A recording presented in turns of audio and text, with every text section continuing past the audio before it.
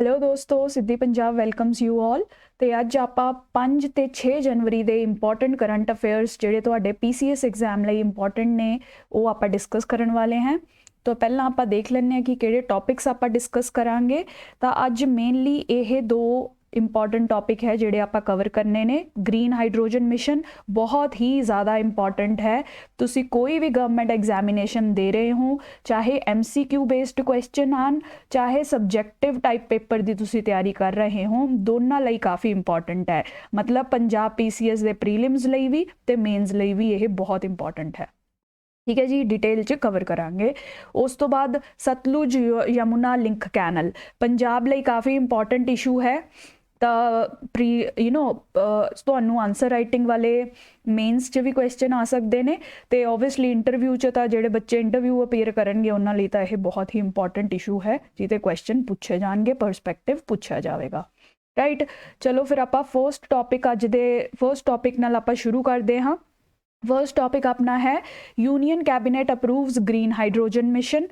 ठीक है जी, green hydrogen mission जिहड़ा है लॉन्च हो गया है। इस मिशन दे इंपॉर्टेंट फीचर्स क्या ने, बहुत इंपॉर्टेंट है। तुसी आपदे आंसर्स च यह लिखोगे तो रिक्वायर्ड होएगा, इस ते एक मेन्स का क्वेश्चन तो बन ही सकता है। तो ये फीचर्स याद करने लई मैं अगेन तुहाडे लई निमोनिक बनाया है, रोश दे नाम तो तुसी याद कर सकते हो। ਆਪਾਂ ਪਹਿਲਾਂ ਪੰਜਾਬ ਦੀ ਵਹੀਕਲ ਡਰਾਫਟ ਪਾਲਿਸੀ ਕੀਤੀ ਸੀ, ਉਹਦੇ ਲਈ ਆਪਾਂ ਸਟਰਾਈਫ ਨਾਮ ਦਾ ਨਿਮੋਨਿਕ ਬਣਾਇਆ ਸੀ। ਤਾਂ ਇਸੇ ਤਰੀਕੇ ਨਾਲ ਤੁਸੀਂ ਯਾਦ ਕਰ ਸਕਦੇ ਹੋ ਡਿਫਰੈਂਟ ਨਿਮੋਨਿਕਸ ਬਣਾ ਕੇ। ਠੀਕ ਹੈ, ਤਾਂ ਇੱਥੇ ਆਪਾਂ ਚਲੋ ਹੁਣ ਇਹ ਪਾਲਿਸੀ ਬਾਰੇ ਡਿਸਕਸ ਕਰਦੇ ਹਾਂ। ग्रीन मिशन दे हाईलाइट्स बारे डिस्कस करते हाँ। रोश मतलब फर्स्ट आर कंपोनेंट डिस्कस करते हैं। ਇਹ ਦੇਖੋ, ਜਦ ਵੀ ਕੋਈ ਮਿਸ਼ਨ ਲਾਂਚ ਹੋਊਗਾ ਉਸ 'ਚ ਕੁਝ ਤਾਂ ਬੇਸਿਕਸ ਹੁੰਦੇ ਹੀ ਹੁੰਦੇ ਨੇ। ਇੱਕ ਹੈ ਪੈਸਾ, ਫੰਡਿੰਗ। ਮਿਸ਼ਨ ਅਗਰ ਲਾਂਚ ਕਰ ਰਹੇ ਹਾਂ ਤਾਂ ਉਹਨੂੰ ਪੈਸਾ ਵੀ ਚਾਹੀਦਾ ਹੋ ਇੰਪਲੀਮੈਂਟੇਸ਼ਨ ਲਈ, ਤਾਂ ਫੰਡਿੰਗ ਹਰ ਪ੍ਰੋਜੈਕਟ ਵਿੱਚ ਹੋਵੇਗੀ। ਤਾਂ ਇੱਥੇ ਵੀ ਤੁਸੀਂ ਦੇਖੋ ਉਹਦਾ ਮਤਲਬ ਹੈ ਆਊਟਲੇ, ਜਿਹਦਾ ਕੀ ਮਤਲਬ ਹੈ ਕਿ ਕਿੰਨਾ ਪੈਸਾ ਇਹ ਮਿਸ਼ਨ ਨੂੰ ਐਲੋਕੇਟ ਹੋ ਰਿਹਾ ਹੈ। ਤਾਂ ਆਲਮੋਸਟ 20,000 ਕਰੋੜ ਦੇ ਅਰਾਊਂਡ ਤੁਸੀਂ ਕਹਿ ਸਕਦੇ ਹੋ ਜਿਹੜਾ ਪੈਸਾ ਹੈ, ਆਊਟਲੇ ਹੈ, ਇਸ ਮਿਸ਼ਨ ਲਈ ਐਲੋਕੇਟ ਹੋਇਆ ਹੈ। ਠੀਕ ਹੈ ਜੀ, ਇਹ ਬੇਸਿਕ ਰਿਕੁਆਇਰਮੈਂਟ ਹੈ। ਹਰ ਸਕੀਮ 'ਚ ਤੁਸੀਂ ਦੇਖੋ ਫੰਡਿੰਗ ਦੀ ਗੱਲ ਹੋਏਗੀ। ਠੀਕ ਹੈ ਜੀ, ਦੂਸਰੀ ਇੰਪੋਰਟੈਂਟ ਗੱਲ ਹੁੰਦੀ ਹੈ ਸਕਿੱਲ ਡਿਵੈਲਪਮੈਂਟ। ਹੁਣ ਤੁਸੀਂ ਇੱਕ ਨਵਾਂ ਪ੍ਰੋਜੈਕਟ ਲਾਂਚ ਕਰ ਰਹੇ ਹੋ ਕੰਟਰੀ 'ਚ, ਤਾਂ ਤੁਹਾਨੂੰ ਸਕਿਲਡ ਮੈਨਫੋਰਸ ਵੀ ਚਾਹੀਦੀ ਹੋਣੀ ਹੈ ਉਹ ਪ੍ਰੋਜੈਕਟ ਨੂੰ ਇੰਪਲੀਮੈਂਟ ਕਰਨ ਲਈ। ਤਾਂ ਹਮੇਸ਼ਾ ਤੁਸੀਂ ਦੇਖੋ, ਆਪਾਂ ਵਹੀਕਲ ਪਾਲਿਸੀ ਵੀ ਡਿਸਕਸ ਕੀਤੀ ਸੀ, ਸਕਿੱਲ ਦਾ ਕੰਪੋਨੈਂਟ ਉੱਥੇ ਵੀ ਸੀ ਤੇ ਇੱਥੇ ਵੀ ਹੈ। ਇੱਥੇ ਵੀ ਇਹ ਮਿਸ਼ਨ ਜਿਹੜਾ ਹੈ ਸਕਿੱਲ ਡਿਵੈਲਪਮੈਂਟ ਤੇ ਕਾਫੀ ਸਪੈਸੀਫਿਕਲੀ ਫੋਕਸ ਕਰੇਗਾ। ਠੀਕ ਹੈ ਜੀ, ਉਸ ਤੋਂ ਬਾਅਦ ਥਰਡ ਇੰਪੋਰਟੈਂਟ ਕੰਪੋਨੈਂਟ ਕਿਸੇ ਵੀ ਨਵੇਂ ਮਿਸ਼ਨ ਦਾ ਹੁੰਦਾ ਹੈ R&D, research and development. Research ਬਹੁਤ ਜ਼ਰੂਰੀ ਹੈ। ਜਿਵੇਂ ਆਪਾਂ ਨਈ ਟੈਕਨੋਲੋਜੀ ਤੇ ਕੰਮ ਕਰ ਰਹੇ ਹਾਂ ਤਾਂ ਇਹਨੂੰ ਇੰਪਰੂਵ ਕਰਦੇ ਰਹਿਣਾ, ਇਹ ਤੇ ਹੋਰ ਸਟੱਡੀ ਕਰਦੇ ਰਹਿਣਾ ਬਹੁਤ ਇੰਪੋਰਟੈਂਟ ਹੈ, ਤਾਂ ਕਿ ਆਪਾਂ ਪ੍ਰੋਬਲਮਸ ਨੂੰ ਸਮਝੀਏ, ਉਹਨਾਂ ਦੇ ਨਵੇਂ ਸੋਲਿਊਸ਼ਨਸ ਬਣਾਈਏ। ਠੀਕ ਹੈ ਜੀ, ਤਾਂ ਮੋਸਟਲੀ ਤੁਸੀਂ ਦੇਖੋ ਈਵਨ ਵਹੀਕਲ ਪਾਲਿਸੀ 'ਚ ਵੀ R&D ਜਾਂ ਸੈਂਟਰ ਆਫ ਐਕਸੀਲੈਂਸ ਵਗੈਰਾ ਦੀ ਪ੍ਰੋਵੀਜ਼ਨ ਸੀ। ਤਾਂ ਇੱਥੇ ਵੀ ਗ੍ਰੀਨ ਮਿਸ਼ਨ 'ਚ ਵੀ R&D ਵਾਸਤੇ special programme that is ship ਨਾਮ ਦਾ ਜਿਹੜਾ ਪ੍ਰੋਗਰਾਮ ਹੈ, strategic hydrogen innovation partnership. Both public ਤੇ ਪ੍ਰਾਈਵੇਟ, ਯਾਨੀ ਕਿ ਗਵਰਨਮੈਂਟ ਤੇ ਪ੍ਰਾਈਵੇਟ ਜਿਵੇਂ ਇੰਡਸਟਰੀਜ਼ ਵਗੈਰਾ ਹੋ ਗਈਆਂ, ਉਹਨਾਂ ਦੇ ਜਿਹੜੇ experts mill K research and development ਤੇ ਕੰਮ ਕਰਨਗੇ ਹਾਈਡਰੋਜਨ ਦੇ ਇਨੋਵੇਸ਼ਨ ਵਿੱਚ। ਠੀਕ ਹੈ ਜੀ, ਤਾਂ ਇਹ ਬਹੁਤ ਹੀ ਇੰਪੋਰਟੈਂਟ ਕੰਪੋਨੈਂਟ ਹੈ, ਇਹ ਆਪਾਂ ਯਾਦ ਰੱਖਣਾ ਹੈ। ਸਟ੍ਰੈਟੇਜਿਕ ਹਾਈਡਰੋਜਨ ਇਨੋਵੇਸ਼ਨ ਪਾਰਟਨਰਸ਼ਿਪ ਕਿਹਦੇ ਵਿੱਚ ਹੈ? ਗਵਰਨਮੈਂਟ ਤੇ ਪ੍ਰਾਈਵੇਟ ਪਾਰਟੀਜ਼ ਦੇ ਵਿੱਚ, to create innovative solutions in the field of hydrogen. ਠੀਕ ਹੈ ਜੀ, ਤਾਂ ਮਤਲਬ ਆ ਤੁਸੀਂ ਤਿੰਨ ਚੀਜ਼ਾਂ ਯਾਦ ਰੱਖੋ, ਇਹ ਤਿੰਨ ਤਾਂ ਹਰ ਸਕੀਮ ਵਿੱਚ ਤੁਹਾਨੂੰ ਮਿਲਣਗੀਆਂ। ਇਹੀ ਤਿੰਨ ਇਸ ਮਿਸ਼ਨ 'ਚ ਵੀ ਹੈ। ਚੌਥਾ ਇੰਪੋਰਟੈਂਟ H ਪਾਰਟ ਜਿਹੜਾ ਹੈ ਆਪਣਾ ਹੱਬ, ਗ੍ਰੀਨ ਹਾਈਡਰੋਜਨ ਹੱਬਸ ਬਣਾਏ ਜਾਣਗੇ। ਕਹਿਣ ਦਾ ਮਤਲਬ ਹੈ ਕਿ ਇਹੋ ਜਿਹੇ ਏਰੀਆਜ਼ ਆਇਡੈਂਟੀਫਾਈ ਕੀਤੇ ਜਾਣਗੇ ਜਿੱਥੇ ਆਪਾਂ ਗ੍ਰੀਨ ਹਾਈਡਰੋਜਨ ਨੂੰ ਚੰਗੀ ਤਰ੍ਹਾਂ ਲਾਰਜ ਸਕੇਲ ਤੇ ਪ੍ਰੋਡਿਊਸ ਕਰ ਸਕਦੇ ਹਾਂ। ਇਹੋ ਜਿਹੀ ਸਟੇਟਸ, ਇਹੋ ਜਿਹੇ ਡਿਸਟ੍ਰਿਕਟਸ ਜਿਹੜੇ ਆਇਡੈਂਟੀਫਾਈ ਕੀਤੇ ਜਾਣਗੇ ਤੇ ਉੱਥੇ ਫਿਰ ਗ੍ਰੀਨ ਹਾਈਡਰੋਜਨ ਡਿਵੈਲਪ ਕਰਨ ਲਈ ਸਪੈਸ਼ਲ ਹੱਬਸ ਬਣਾਏ ਜਾਣਗੇ। ਸਾਰਾ infrastructure, marketing linkages, forward backward linkages ਸਾਰੀਆਂ ਉੱਥੇ ਐਸਟੈਬਲਿਸ਼ ਕੀਤੀਆਂ ਜਾਣਗੀਆਂ। ਠੀਕ ਹੈ ਜੀ, ਬਸ ਇਹ 4 ਫੀਚਰਸ ਜਿਹੜੇ ਆਪਾਂ ਧਿਆਨ ਨਾਲ ਯਾਦ ਕਰਕੇ ਰੱਖਣੇ ਆ। ठीक है, बाकी सब डिटेल्स आप अगे करते हैं। ਹੁਣ ਜਿਹੜਾ ਆਪਾਂ ਕਿਹਾ ਕਿ 20,000 ਕਰੋੜ ਦਾ ਆਊਟਲੇ ਜਾਂ ਪੈਸਾ ਜਾਂ ਫੰਡਿੰਗ ਐਲੋਕੇਟ ਕੀਤੀ ਗਈ ਹੈ ਇਸ ਪ੍ਰੋਜੈਕਟ ਲਈ, ਉਹਨੂੰ ਵੀ 4 ਹਿੱਸਿਆਂ ਵਿੱਚ ਡਿਵਾਈਡ ਕੀਤਾ ਗਿਆ ਹੈ। ਠੀਕ ਹੈ ਜੀ, ਗ੍ਰੀਨ ਹਾਈਡਰੋਜਨ ਮਿਸ਼ਨ ਦੇ ਅੰਡਰ 20,000 ਕਰੋੜ ਦੇ ਅਰਾਊਂਡ ਐਗਜ਼ੈਕਟਲੀ ਜੇ ਤੁਸੀਂ ਕਹੋ ਤਾਂ 19,700 ਐਗਜ਼ੈਕਟਲੀ ਅਗਰ ਤੁਸੀਂ ਫਿਗਰ ਦੇਖਣੀ ਹੋਵੇ ਜਿਹੜੀ ਐਲੋਕੇਟ ਹੋਈ ਹੈ ਤਾਂ 19,744 अगर तुसी 20,000 करोड़ भी लिख दोगे अराउंड 20,000 करोड़ तो भी कोई वड्डी गल नहीं है, इन्ना एग्जैक्ट डेटा याद करने की लोड़ नहीं है, तुसी 20,000 करोड़ भी लिख सकते हो। तो देखो इस चो ऑलमोस्ट 17.5 करोड़ जिहड़ा है साइट लई दिता गया है। साइट क्या है? Strategic interventions for green hydrogen transition programme. ठीक है, मतलब इस दे अंडर ही नवे वो ਟੈਕਨੋਲੋਜੀਜ਼ ਜਾਂ ਪ੍ਰੋਜੈਕਟਸ ਬਣਾਏ ਜਾਣਗੇ ਜਿਹਦੇ ਨਾਲ ਗ੍ਰੀਨ ਹਾਈਡਰੋਜਨ ਜਿਹੜੀ ਆ ਆਪਾਂ ਡਿਫਰੈਂਟ ਸੈਕਟਰਸ ਦੇ ਵਿੱਚ ਇੰਟਰੋਡਿਊਸ ਕਰ ਸਕੀਏ।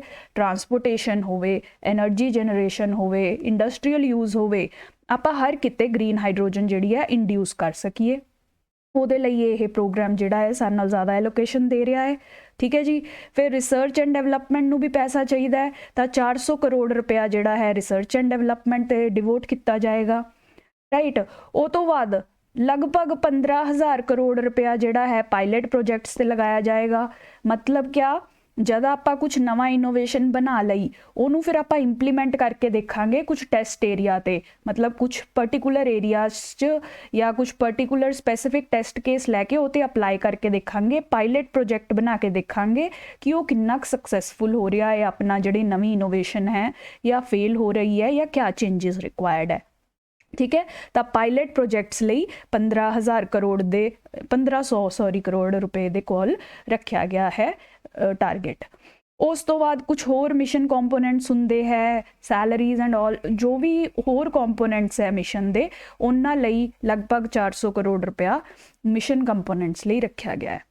ठीक है जी, आ थोड़ी जी इन्फॉर्मेशन फैक्चुअल इन्फॉर्मेशन ये बारे याद करने की कोशिश करो। रोश तो उस तो बाद 4 आउटलेस।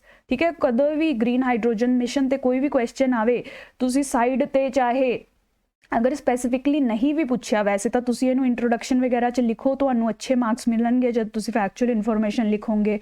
अदरवाइज अगर सीधा यूज़ नहीं हो रहा तो आंसर दे तुसी साइड ते भी बॉक्स बना के ये इन्फॉर्मेशन अगर लिख के आओगे तो तुहानूं पक्का बाकी एस्पिरेंट्स नालों बैटर मार्क्स मिलणगे।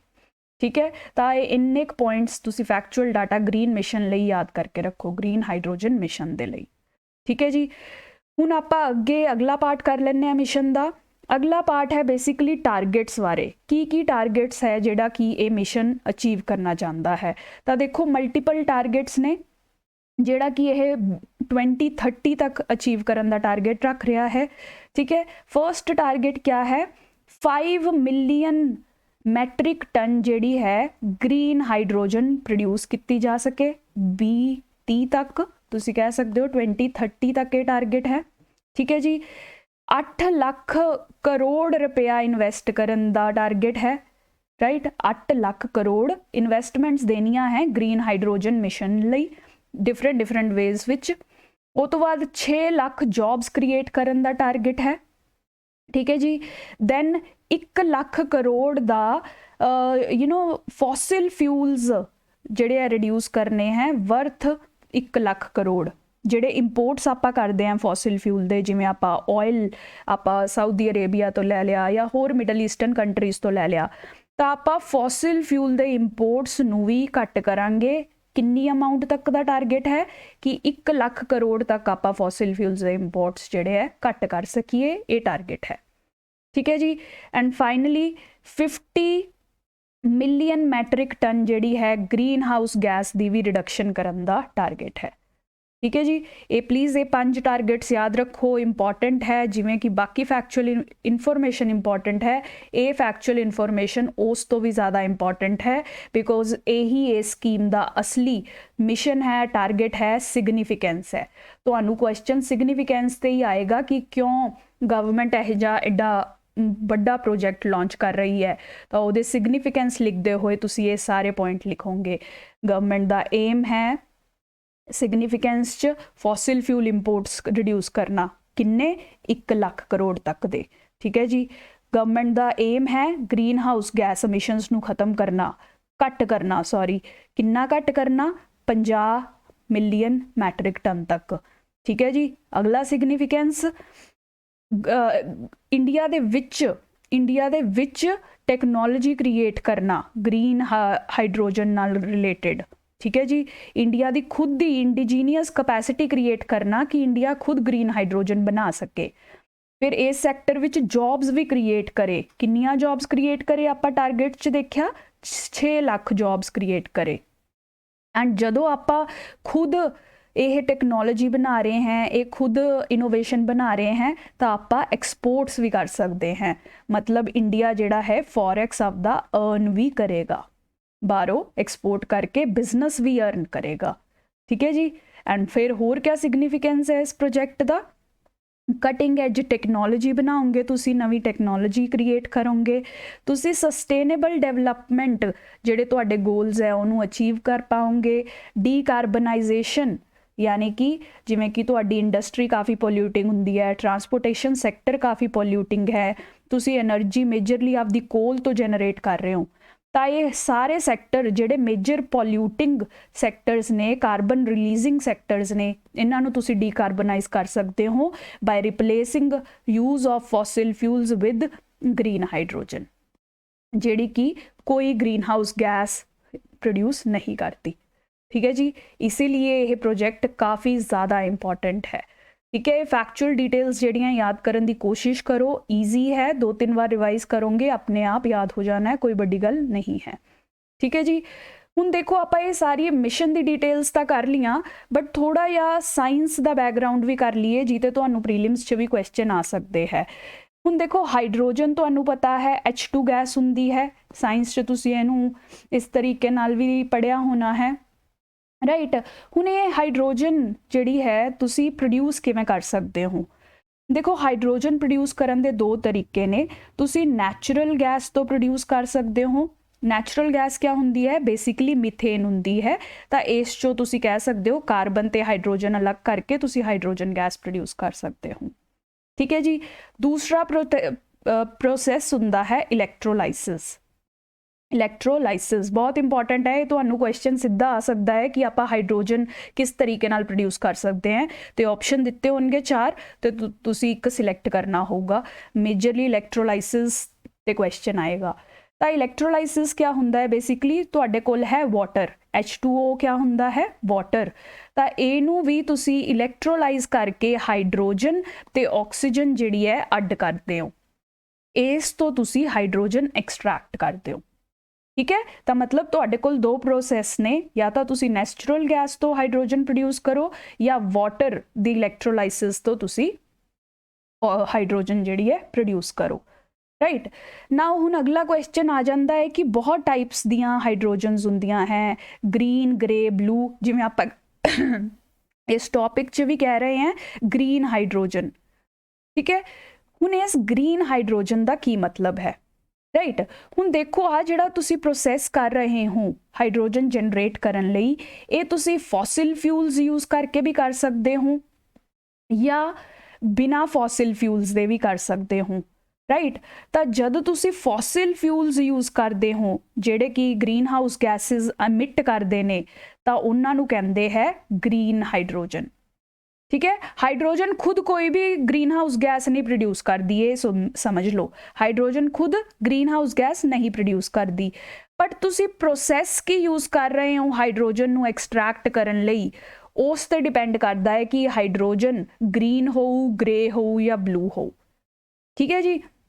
तो ग्रे हाइड्रोजन वो हुंदी है जिस च तुसी फॉसिल फ्यूल्स यूज करते हो इलैक्ट्रोलाइसिस दे प्रोसैस नू कंडक्ट करन लई। तो मतलब की है तुसी कुछ अमाउंट तक ग्रीन हाउस गैसेस या इन्वायरमेंट ते इंपैक्ट कर रहे हो, तो ये होगी ग्रे हाइड्रोजन। ठीक है जी। उस तो बाद आ गई ब्लू हाइड्रोजन। ब्लू हाइड्रोजन क्या है कि तुसी फॉसिल फ्यूल्स यूज कर रहे हो हाइड्रोजन प्रोड्यूस करन लई, बट तुसी उस तो बाद जिहड़ी फॉसिल फ्यूल्स तो ग्रीन हाउस गैस प्रोड्यूस हो रही है ਉਹਨੂੰ सिक्वेस्टर या कैप्चर करन दी भी टैक्नोलॉजीज यूज कर रहे हो। ठीक है। ये थोड़े इन्वायरमेंट दे डिफिकल्ट कॉन्सैप्ट्स ने, तुसी जब स्टैटिक पार्ट पढ़ोगे ਤੁਹਾਨੂੰ ज़्यादा समझ आएगा कार्बन कैप्चर वगैरह क्या हुंदा है, राइट। बस समझने की कोशिश करो कि ब्लू च क्या है, फॉसिल फ्यूल्स यूज़ कर रहे हैं बट नाल कार्बन कैप्चर या स्टोरेज की टैक्नोलॉजी भी यूज़ कर रहे हैं। इत्थे सिर्फ ग्रे दे विच सिर्फ फॉसिल फ्यूल्स यूज़ हो रहे सी, ठीक है। हुण ग्रीन हाइड्रोजन है जिस ते तुसी विंड या सोलर एनर्जी यूज़ करते हो इलैक्ट्रोलाइसिस के प्रोसैस लई, तुसी फॉसिल फ्यूल बिल्कुल भी यूज़ कर ही नहीं रहे। तो मतलब ये कंप्लीटली इन्वायरमेंट फ्रेंडली टैक्नोलॉजी है, ठीक है। एंड इस ते ही अपना मिशन बनया है, मोस्ट सुपीरियर टैक्नोलॉजी ते काम करन दा इंडिया ने हुण ये फैसला लिता है, ठीक है जी। ये बहुत इंपॉर्टेंट टॉपिक है, इनू ये सारी डिटेल्स जिहड़ियां आपां डिस्कस कीतियां हैं इन्हां नूं याद करन दी कोशिश करो, ठीक है। हुण नैक्सट टॉपिक आपां डिस्कस कर लैंदे हैं SYL इशू यानी कि सतलुज यमुना लिंक इशू, ठीक है। एक कंटीन्यूअसली न्यूज़ च आ रहा है तो थोड़ा बैकग्राउंड कर लैंदे हैं ताकि तुसी जो लेटेस्ट डेवलपमेंट्स है उन्हां नूं समझ सको। तो SYL इशू क्या है, देखो नाम है सतलुज यमुना लिंक प्रोजेक्ट। तो हुण देखो 1966 च तुहानू पता है कि रीऑर्गेनाइजेशन हुई सी पंजाब दी, उस च क्या होया सी, हरियाणा पंजाब दे विचों बनिया सी, एक नवी स्टेट नाम सी हरियाणा, वो बनी सी फ्रॉम पंजाब, ठीक है जी। हुण जद नवी स्टेट बनी है पंजाब दे विचों तां पंजाब दे कुछ रिसोर्सिस भी हरियाणे नूं मिलणगे हरियाणा दी सस्टेनेंस लई। उदों ये डिसाइड किया गया कि पंजाब दे कुछ वाटर भी जिहड़े ने वो हरियाणा नूं दिते जाणगे, ठीक है जी। तो उस टाइम ते डिसाइड होया कि लगभग 211 किलोमीटर का सतलुज यमुना रिवर नूं लिंक करन दी एक कैनल प्रोजेक्ट बनाया जाएगा। सतलुज देखो पंजाब विचों जांदी है, यमुना जिहड़ी है हरियाणा ते होर स्टेट्स दे विचों पास करदी है। इन्हां नूं लिंक करके कहा गया सी कि सतलुज का वाटर जिहड़ा है वो हरियाणे दे विच इनडायरैक्टली भेजा जाएगा, कुछ क्वांटिटी, सारा नहीं बट कुछ क्वांटिटी, जिवें कि, ठीक है, ताकि दोनों ही स्टेट्स जिहड़ियां हैं आपदी वाटर नीड्स नूं सैटिस्फाई कर सकन, ठीक है जी। तो मतलब क्या है, हुण सतलुज ते यमुना नूं लिंक करन लई कैनल प्रोजेक्ट बनाना है, ठीक है जी। 211 किलोमीटर का, किते किते 214 भी लिखा होंदा है, ब्रॉड आइडिया रखना है आपा, ठीक है, ज़्यादा फैक्चुअल डिटेल जरूरी नहीं है, ठीक है। इस चो हुण 211 विचों 121 किलोमीटर पंजाब बनावेगा ते बाकी 90 किलोमीटर दी कैनल या इंफ्रास्ट्रक्चर जो भी सैटअप करना है वो हरियाणा सैटअप करेगा। यह अग्रीमेंट होया सी 1981 दे विच। 1981 ਦੇ ਵਿੱਚ ਇਹ ਪੂਰਾ ਸਤਲੁਜ ਯਮੁਨਾ ਲਿੰਕ ਕੈਨਲ ਦਾ ਅਗਰੀਮੈਂਟ ਐਸਟੈਬਲਿਸ਼ ਹੋਇਆ ਸੀ, ਰਾਈਟ। ਬਟ ਦੇਖੋ ਹੁਣ ਇਹ ਹੋਇਆ ਹੈ ਕਿ ਇਨੀਸ਼ੀਅਲੀ ਤਾਂ ਪੰਜਾਬ ਦੇ ਕੁਝ ਲੀਡਰਸ ਨੇ ਇਸ ਅਗਰੀਮੈਂਟ ਨੂੰ ਅਗਰੀ ਕੀਤਾ ਸੀ, ਦੈਟ ਇਜ਼ ਵਾਈ ਇਹ ਅਗਰੀਮੈਂਟ ਹੋ ਪਾਇਆ ਸੀ। ਬਟ ਹੌਲੀ ਹੌਲੀ ਪੰਜਾਬ ਨੇ ਇਹ ਕਹਿਣਾ ਸ਼ੁਰੂ ਕੀਤਾ ਕਿ ਪੰਜਾਬ ਜਿਹੜਾ ਹੈ इस कैनल दे विच पार्टिसिपेट नहीं करूगा, यह कैनल जिहड़ी है बनाने विच पार्टिसिपेट नहीं करेगा, क्योंकि पंजाब नूं लग रहा है कि यह कैनल जिहड़ी है राइपेरियन प्रिंसिपल्स दे अगेंस्ट है। राइपेरियन प्रिंसिपल मतलब पंजाब कह रहा है कि सतलुज जिहड़ी है वो पंजाब विच पास करती है, ठीक है, ये हरियाणा दे विचों पास नहीं कर रही है, पंजाब दे विचों पास कर रही है। तो सतलुज दे रिवर्स दे उत्ते भी पंजाब दा ही हक है सिर्फ, ठीक है जी, क्योंकि पंजाब यदी राइपेरियन स्टेट है, जिथों पानी वग रहा है वो है पंजाब। तो पंजाब दा पूरा पूरा हक है कि सतलुज दा पूरा पानी पंजाब यूज़ कर सके। तो इसीलिए उदों तो तुसी कह सकते हो कि पंजाब ने यह agreement Sutlej Yamuna link canal वाला अग्रीमेंट नूं इंप्लीमेंट करन तो मना कर दिता, ठीक है। ईवन 2004 विच पंजाब गवर्नमेंट जिहड़ी है वो Punjab termination of agreement act भी लैके आई, जिहदे अकॉर्डिंग पंजाब ने यह जे जो भी पानी शेयरिंग दे अग्रीमेंट्स किते हैं वो सारे रद्द किते जा रहे सी, ठीक है जी। मतलब पंजाब हुण मना कर रहा है कि यह जा कैनल नहीं बनेगा या हरियाणा नाल कोई भी वाटर शेयरिंग नहीं होगी, राइट ना हुण इस दे रिस्पॉन्स विच जुडिशरी ने भी आपदी जजमेंट्स दित्ती हैं, क्योंकि ये केस हुण जुडिशरी तक चला गया है। हरियाणा कह रहा है कि पंजाब आपदी कमिटमेंट नहीं कंप्लीट कर रहा, पंजाब कह रहा है कि ओदी कोई कमिटमेंट ही नहीं है रायपेरियन प्रिंसीपल के अकॉर्डिंग। ठीक है, तो कोर्ट ने कहा कि बई तुसी अग्रीमेंट 1981 च साइन किया सी, वो अग्रीमेंट नू पूरा करो। राइट, पंजाब ने इस डिसीजन नू रिव्यू लई भी भेजिया, जिवें रिव्यू पटीशन वगैरह पाने हैं, तो कोर्ट ने वो भी रिजैक्ट करती। तो कोर्ट ने हुण जिहड़ा 2004 च पंजाब ने Punjab termination of agreement act भी जिहड़ा पास की है, जिहड़ी लॉ पास किया है पंजाब ने, कोर्ट ने इनू भी अनकॉन्स्टिट्यूशनल ठहराया है। ठीक है जी, कोर्ट का मनना है कि तुसी अग्रीमेंट साइन किया है वाटर शेयरिंग का, ओनू तुसी पूर चढ़ाओ। ठीक है, तुसी एवें लॉ पास करके आपदे अग्रीमेंट नू नल वॉइड नहीं कर सकते। ठीक है जी, तो यह इशू सारा चलता रहता है। पंजाब ने ईवन 2017 विच जिहड़ी लैंड लित्ती गई सी या कैनल क्रिएट करन लई किसानां तो या होर जिहड़े भी लैंड ओनर सी, उन्हां सब नू लैंड भी वापस कर दित्ती है। हरियाणा ने आपदे साइड दी कैनल बना लई है। जे तुसी आ मैप भी देखो, आ जिहड़ी स्ट्रॉन्ग लाइन दिख रही है, हरियाणा ने आपदे साइड दी कैनल दा इंफ्रास्ट्रक्चर ऑलमोस्ट बनाता है, पर पंजाब तो सारा डॉटेड लाइन है। इसदा मतलब है पंजाब दे हजे तक तो लैंड भी नहीं है पंजाब कोल इत्थे इंफ्रास्ट्रक्चर क्रिएट करन लई। जिहड़ी लैंड एक्वायर कीती सी वो लोकां नू वापस कर दी 2017 दे विच। ठीक है जी, यह इशू के बारे है। हुण बिकॉज ये इशू न्यूज़ च है तो सतलुज ते भी क्वेश्चन आ सकते हैं सोनू प्रीलिम्स विच, तो इसलिए सतलुज ते भी फैक्चुअल इन्फॉर्मेशन याद कर लो। सतलुज का ओरिजिन कितों हुंदा है? मानसरोवर लेक या रकस लेक, ठीक है, जिहड़ी कि तिब्बत विच है। तिब्बत विच सतलुज नू क्या कहा जाता है? लॉन्गशैन खबाब। ठीक है, ये नाम फैक्चुअल डाटा है, प्लीज़ याद करो, क्वेश्चन इत्ते आ सकता है। ठीक है जी, सतलुज नू वैदिक टाइम ते सतुद्री भी कहा जाता सी। ठीक है, इनू पूछ सकते हैं वैदिक नाम क्या है सतलुज का? सतुद्री वैदिक नाम सी इहदा। ते ये देखो जद इंडिया दे विच आंदी है तो नैना देवी विच यह एक जॉर्ज क्रिएट करती है। इस जॉर्ज च ही अपना भाखड़ा डैम एस्टैबलिश्ड है, बहुत इंपॉर्टेंट भाखड़ा डैम। ये नैना देवी विच जॉर्ज क्रिएट किए जान तो बाद ये डैम क्रिएट होया है। ठीक है जी, उस तो बाद अगे जिहड़ा है ये रिवर रोपड़ जाके ब्यास नू मिलती है। ठीक है, आप पहला भी किया सी जदों आप हरीके वैटलैंड डिस्कस कर रहे सी। सतलुज जिहड़ी है रोपड़ आके या रूपनगर आके ब्यास नू मिल जाती है एट अ प्लेस ना कॉल्ड हरीके, ते इत्थे हरीके पट्टन यह बनाती है। ठीक है जी, तो ये इंपॉर्टेंट फैक्ट है। अगे जाके जिहड़ी यह रिवर है इनू रिवर मतलब सतलुज नू बाकी 3 वड्डियां रिवर्स आके मिलदियां ने, यानी कि रावी, चेनाब ते जेलम जिहड़ियां है इनू अगे आके मिलदियां ने। सतलुज नू तुसी कह सकते हो। फिर ये इकट्ठे पंचनाद बन जाता है 5 रिवर्स का। ये इकट्ठे रिवर्स जिहड़ियां है इंडस नू जाके मिल जांदियां ने मिठानकोट ते। ठीक है, मैं तुहानू थोड़ा मैप विच दिखा दिन्नी हां हुण ये सारा गलबात। ये देखो ओरिजिन पॉइंट है अपना मानस या रकस लेक, इत्थों सतलुज ओरिजिनेट हुई, तुहाडी सतलुज इस तरीके नाल जा रही है तो इत्थे आके तुसी कह सकते हो यह ब्यास नाल मिल गई है। ये तुहाडा हरीके पट्टन है। ठीक है जी, हरीके पट्टन जिथे तुहाडी बहुत ही famous Ramsar wetland site Harike है। नाउ ये तो अगे जाएगी, इत्थे आके फिर इन्ना जेलम, चेनाब, रावी दे संगम नाल मिल जाती है। ठीक है जी, ट्राई जंक्शन तुसी कह ट्राई रिवर्स नू मिलती है। उस तो अगे फिर ये 5 रिवर्स का पानी जिहड़ा है इकट्ठा होके 5 रिवर्स समझ आ गई किवें होईयां? जेलम, चेनाब, रावी ते सतलुज ते ब्यास जिहड़ियां पहला ही मिल चुकियां सी।